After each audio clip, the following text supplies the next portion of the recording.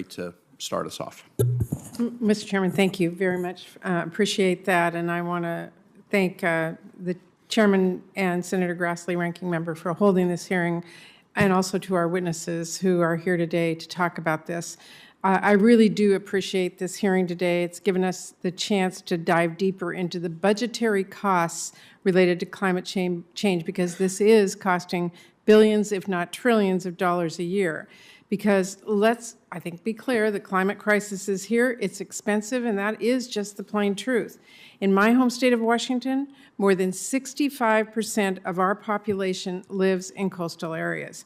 And these communities are on the front line of this crisis. We have already seen in my state rising sea levels, increased flooding, and storm surge risk. It does real damage to our working waterfronts, to our community infrastructure, to our housing supply, and the coastal ecosystem that support our fisheries.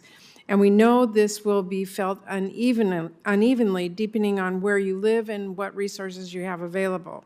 So my first question is for you, Ms. Machado, and thank you for your testimony.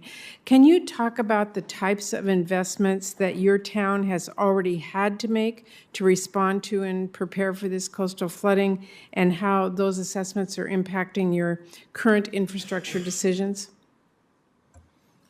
Sure. I think the biggest impact so far has been to our wastewater system. I referenced the wastewater treatment facility upgrade project, which was a $21.7 million project, which may not sound like a lot of money, but our total annual budget is just around $25 million. And the debt service on that debt for that wastewater project is approximately 18% of our annual operating budget, which is considerable. We have recently entered into a public-private partnership with a housing developer to upgrade one of our pump stations. The cost to elevate and refurbish that pump station was right around $4 million. We have 10 pump stations in total, so we have some work still to do. And we are also performing a number of what are called end-of-road retrofits. So we have roads that formerly went to the coast, straight down to the coastline.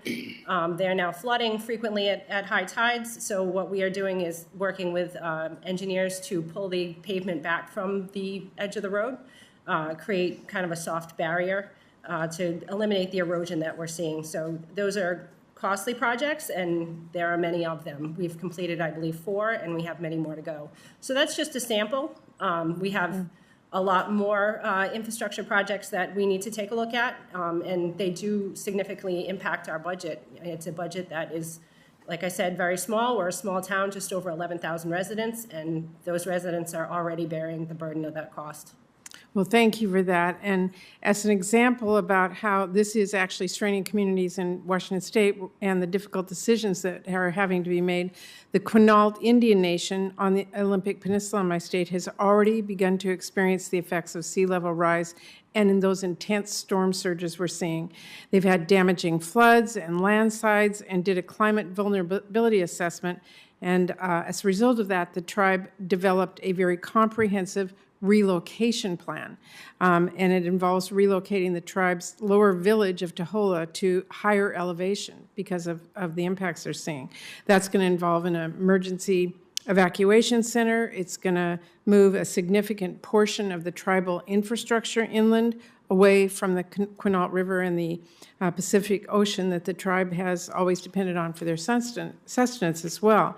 Last year, they did get a $25 million through our bipartisan infrastructure law to begin this costly process, and they are not alone in having to take a really hard look at what the current sea level rise is happening to communities around our country. And I think a lot of people are asking, how are we going to be able to avoid the loss of life and property and be able to make these investments? So, Mr. Eby, my question actually I want to direct to you. Talk to us about the budgetary impacts that such large-scale relocation efforts in the future could have for our communities and for our economy. Yeah, thank you for your leadership on this subject and for the question, Senator. Unfortunately, as you mentioned, the Quinault Indian Nation is not unique in this situation. The managed retreat that's happening, where they're moving to higher land, and the relocation of critical infrastructure and assets is something that we're seeing in multiple states, and something that has to unfortunately take place when we look at the cost-benefit ratio of staying in certain places and the overall risk that is faced. So unfortunately, as this is not unique, it's extremely costly. When we look at the critical infrastructure that's involved, as I was talking about with Ms. Machard, and what's going on in different counties and states across the state, it is extremely costly to undergo these versus just building in the first place to a standard that allows us to understand what will happen from risk today and into the future. So while unfortunately I can't give you a specific number on how management retreat in these typical situations will cost us as a country, I can tell you that it's much, much more expensive to try and do these things retroactively than to actually manage these things from the beginning and use climate-adjusted forecast to then change building code standards or to make these decisions at the forefront. Well, thank you very much. And again, Mr. Chairman, thank you. Absolutely. Senator Johnson.